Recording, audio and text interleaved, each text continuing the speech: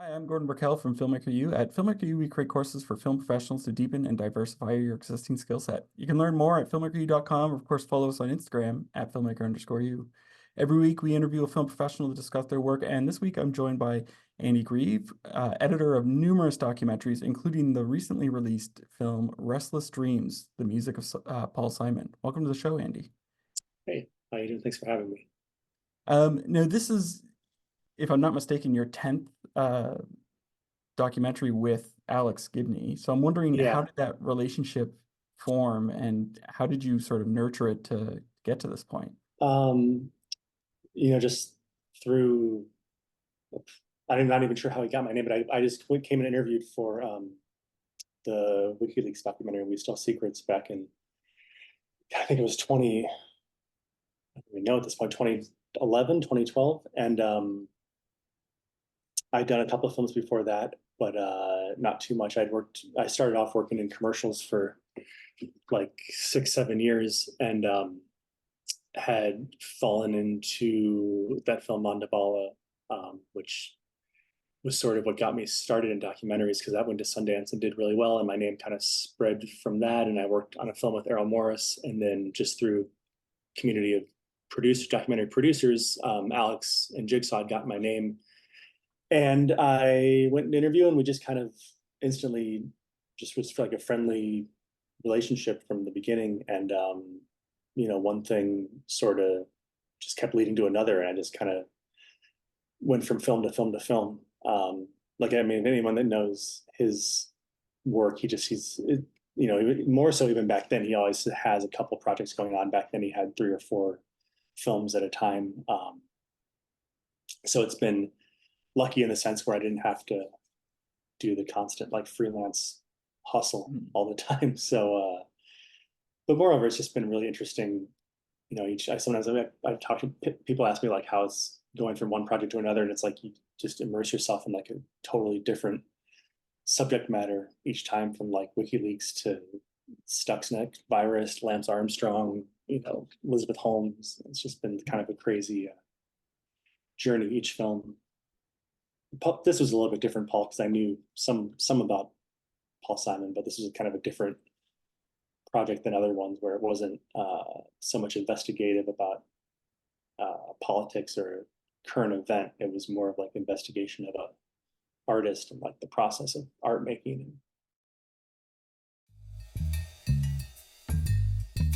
I grew up in a household in the projects in East Harlem.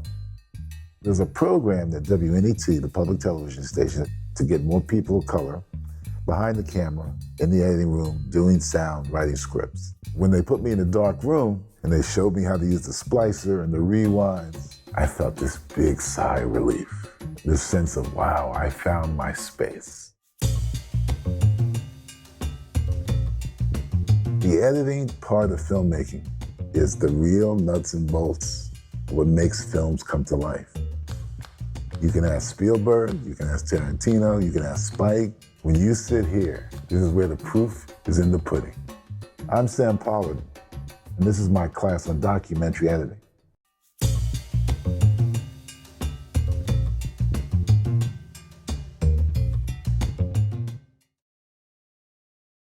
What was like when you guys work on a project, like I talked to some editors and, there's some directors who want to be there in the cutting room the whole time and others who are sort of removed and want to come in and sort of see it with fresh eyes after a couple of weeks. What's the relationship with Alex like in that sense? He's pretty hands off for a chunk of the process. Like he usually has an idea of like one big nugget of like, oh, this is going to be the intro, or like a sort of a framing device or some sort of visual thing that we're going to do. But like it generally starts pretty loose, where we'll have the archival team and the assistants pulling that stuff and doing research, and he'll shoot a handful of interviews, or like the one key interview. And so I'll just get kind of dumped all that footage and just start going through it and start piecing together bits of the story and trying to start to see how things connect. And this person mentions this, and so does this person, and then those things start connecting together, and just kind of start fleshing out the story, and pass him bits and pieces, little modules that over time just we'll discuss and start to string things together. And then as it progresses, we'll get in the room together more often and watch down cuts and talk more specifically. But he certainly isn't like I've worked with directors that like literally want to grab the mouse out of your hand and start, ruining your timeline. He's not like that at all. Even though he does have a past history of editing, like one of his first jobs were editing trailers for like B movies and stuff. So he does know editing, understand editing, obviously. He's not like a real micromanaging kind of person, sort of big picture. And at this point, we have such a shorthand with how we discuss things and work together. So sort of unspoken. And then even with post, like we work with the same mixer every time and the color correct and like everything. So it's really like a pretty fluid situation. Each project has its own quirks and stuff like that, technical stuff that comes up. But yeah, sort of pretty well-oiled machine at this point. So I'm wondering, like, in terms of this film, Restless Dreams, I'm wondering, like, how did you guys go about figuring out the backbone or the structure that it was going to take? Yeah, this one changed. Yeah, this one changed because when he first got brought onto the project, it was initially going to be more of a traditional kind of archival and interview sort of biopic about a musician.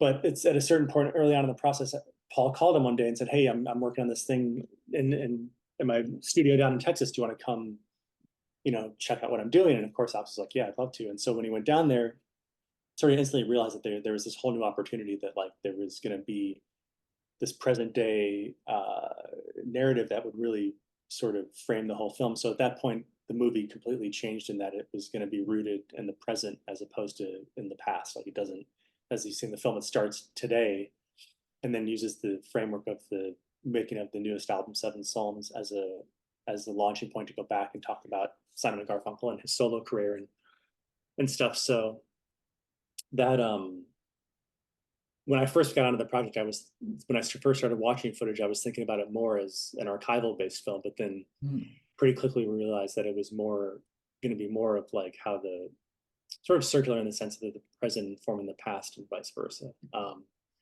And also the interviews, it didn't ever become, there was never like a sit down interview with Paul. It was always just sort of hanging out in the studio, and then they would chat between him doing takes, guitar takes or vocal takes or whatever. And so it just kind of took on a more conversational kind of tone. And, you could have made this film with like a chorus of talking heads and famous musicians and collaborators and whatever, kind of singing his praises, but it ended up being a much more intimate, smaller circle of people where you just have Paul, Edie, his wife, and a couple of close friends. And yeah, so it really just took on a different life once it was the Seven Psalms sessions became a big part of the story. And I think it made it's such a better film for that reason. Much more unexpected. Well, and I had a question about that because I noticed when I was watching it, it's broken into two parts, so two episodes. Yeah. And what I thought was interesting was as I was watching it, the first one, it feels like we're in the sessions already. But then when we get to the next one, it literally has a card that says like, at this point, he's starting to work on the album. So were the stuff we saw in the first one, was that more like him just sort of, I guess, fiddling around, figuring out? No, I mean, that card, because the way that's really, so we cut it as one long film, and, it was 3.5 hours, but like, it was still excluding a lot of material from his career. So at that point, we decided that we would cut it into two parts. And so it was going to be aired in 2 consecutive weeks. So the idea with those cards was literally just to get people back up to speed. If they hadn't seen part 1, they would just kind of explain, okay, this is the context of the present day story that you might have missed out on. But when we screened at Toronto and it premiered, we had a version that played as a long play. So it had a modified, that transition from when part 1 ends to the beginning of part 2 was sort of a shorter transition there. So you didn't have that sort of recap. That was really meant to, so everything you're seeing in part 1 is the sessions. Yeah. But the part 2 has more of the later, when he was more like fine tuning the album. Part one has more of like the exploring, trying to find the songs, and the earlier parts of it. It's not. It certainly isn't rigorously chronological with 7 songs. Yeah. We decided that, you know, in general, there isn't a super rigorous chronology. It One didn't of the really things that help stuck out explain for things. me in the first one, is when you guys do go back and sort of explore the history, um, there is, I don't, and maybe it's because maybe you had like a lot of photos, but Mm. you almost create like a movement in the photos. Like there's a lot of like shots of Simon and he's playing, and all of a sudden it's like here's another angle, here's another angle, but they're photos Oh, and they're yeah, very we had well, the record. There's 2 things. The record labels would send like a photographer to shoot like full days at the studio. So we had these contact sheets of just, you know, hundreds and hundreds of photos. And I realized at some point that a lot of them were like, you know, almost like film frames where they were super close Mhm. together. So we use those to kind of do these almost like morph transitions to create the illusion of moving image. And the most extreme example of that is in the Sound of Silence section, where there was a Life magazine photo shoot from like 1964 where they just had happened to film or photograph Paul in a bathroom sitting on the bathtub playing guitar. And Yeah. his story of writing that song was that he would go into his parents' bathroom and turn the water on and the white noise and the echo. And we realized, like, holy shit, these pictures are really illustrating exactly that. I don't know if it's the exact same bathroom, doesn't really matter. It's a New Mhm. York apartment somewhere. And so we had a visual artist take, they kind of, I don't know how to do this stuff, but they made a 3D model of a bathroom and then mapped the photos into that space so that they could then create camera moves. So it kind of looks like film footage moving in Yeah. super, super slow motion. But and then at the very end, it pulls out wide and it's sort of this surreal environment that's sort of supposed to echo he talks about going to a zone, like a creative zone in your mind where these things are ideas and thoughts and sounds are coming to you. Yeah, so it's starting with still images, but then digitally manipulating them to create this sort of, yeah. People that asked at some of the Q&As, people are like, "Where'd you find that film of him in the bathroom?" Like, no, that's just some photos. But Well, it was cool. now It took a long time to figure that out. the documentary is about like artists and like, sort of how you come across doing something artistically or what have you, because you sort of explore that in various points. As an artist, as an editor, what did you learn from this that you now use? That I'm not sure what you mean. Like, Because like when, sort of at various points he talks about like, oh, okay, I learned this piece about being an artist, or this is how he sort of approaches his art. And I'm wondering, did you learn anything from this that now about making my own art. yeah, as an editor? That's interesting. Um, I mean, I get maybe more so I saw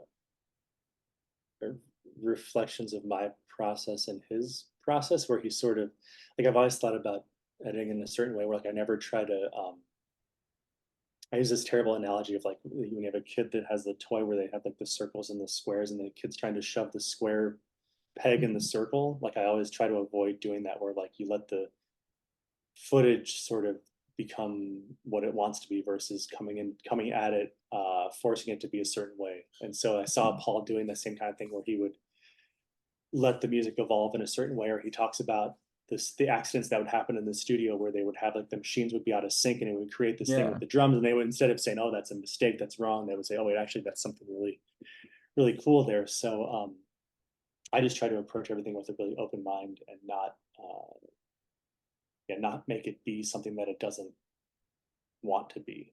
Mhm. Like, and I also try to this is something Paul talks about too, like where sort of uh like I'm not absolute about things. Like, I don't need to know, like I didn't go and read every Paul Simon biography and read the Malcolm Gladwell book and Mhm. study everything about him. I think that I tried to let the film sort of teach me, um, and not feel like I had to include everything, but that with the footage that I had available to me. So for Paul, it's like the sounds that come into his head and like what, you know, not having a feeling that you're beholden to do something or the other. Like it just kind of comes to you as you're Mhm. working on it. That seems to be a big thing for him. What, like, how much footage did you actually have? They shot with him for probably 20, maybe 20 days. So maybe 6, 7 hours at a time, 8 hour days maybe. There were entire days like they were in a studio in New York recording percussion and this weird instrument called a theorbo, which is this crazy like ancient lute instrument. And he didn't really use much of that in the album, and it wasn't that interesting. So it was like 8 hours of footage that we didn't use a single. We used like one shot of, So there was a lot of stuff that fell by the wayside. Yeah. And with the archival, there's a lot of repetition. Like he would record an album and then go out and then play the same songs live, like over and over and over and over and over. So it was kind of a factor of just choosing the best one and then forgetting about the rest of it. But it wasn't like the kind of verite documentary where they're fly on the wall for months on end. It wasn't infinite, but it was definitely a couple 100 hours of footage. And you kept coming back to it. Like there were things that didn't. This is like everything. Like even with an interview, like there's things that don't seem relevant or important the first time, but then as you're working and you're crafting a scene and you come back to it and you realize, oh, wait a second, this piece that we had ignored before makes a lot of sense. So there was a certain process of coming back and rewatching or rereading the transcripts and just kind of finding those bits and pieces that flushed everything out towards the end. Probably one of the smartest things I've ever done for my career. It gave me all the tools that I needed to be able to jump into a new career. Getting myself into a mindset, thinking like an editor, being around people that I can talk to on that level was really invaluable to me. A lot of the things that I learned from that class, I still think about. I loved the classroom. I loved the computer stations. We built a sense of community. And it also instills a lot of confidence in you to take that and go out into the world. After I took the class, I felt very prepared to take the next step. I owe Manhattan Workshop the career that I have right now. Things have been going great, and I really have the Manhattan Workshop to thank for that.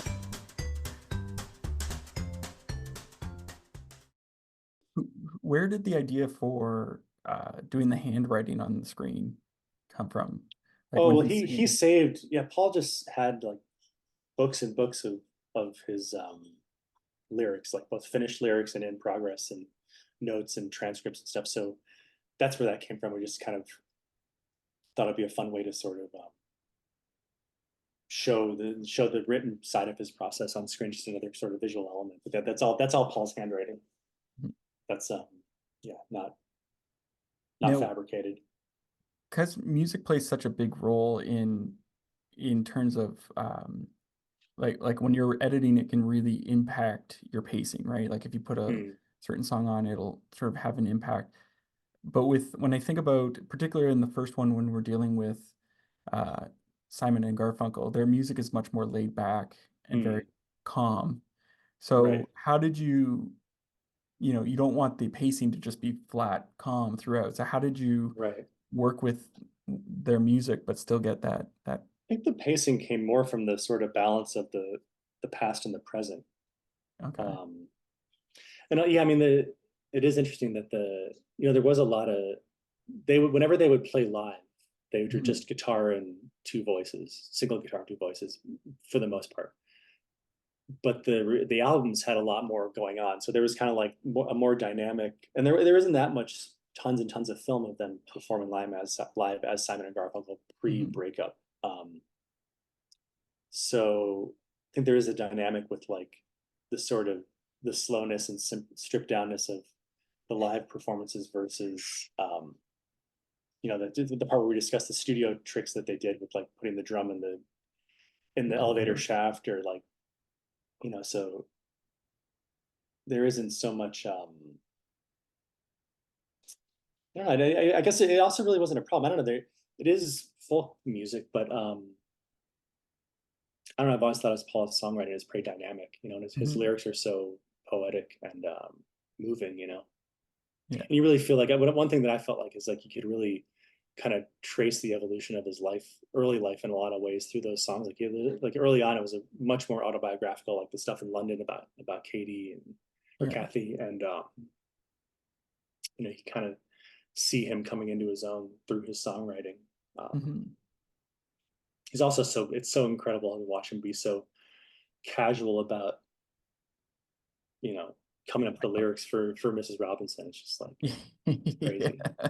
Like, oh, I just thought, it just came to me. It's like, oh, really? Yeah. Okay. It's like one of the most iconic lyrics in all of pop music. Like, anyway. Now, you also directed a documentary, Can't Stand Losing You, Surviving the Police.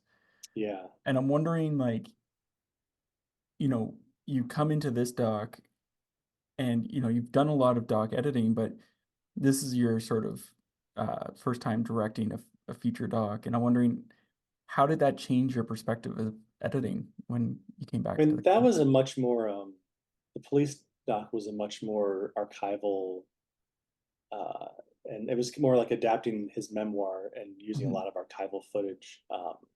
So that in a lot of ways it was directing from the edit. Okay.